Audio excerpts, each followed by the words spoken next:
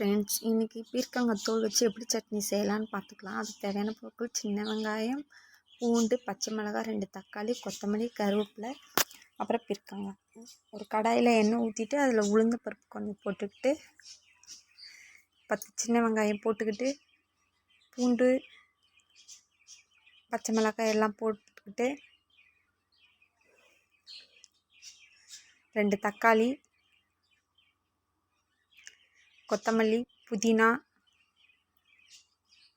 அப்புறம் பீர்க்கங்காய் தோல் நம்ம சீவி வச்சுருக்கோம்ல, அதை நல்லா நீட்டாக கழுவி வச்சுட்டு அது எல்லாம் போட்டு நல்லா வதக்கிக்கணும்.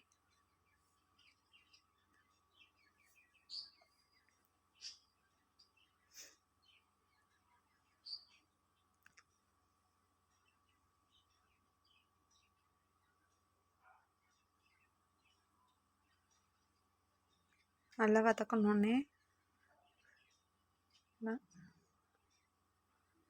நல்லா ஃபேன் காற்றுல ஆற வைக்கணும். ஆற வச்சுட்டு அதை ஒரு மிக்ஸி ஜாரில் போட்டு நல்லா அரைச்சிக்கணும். கொரகொரப்பாக இருந்தால் கொஞ்சோண்டு தண்ணி ஊற்றிட்டு நல்லா நைஸாக அரைச்சிக்கணும். அரைச்சிட்டு ஒரு கிண்ணத்தில் வச்சு சர்வ் பண்ணால் பீர்க்கங்காய் துவையல் ரெடி.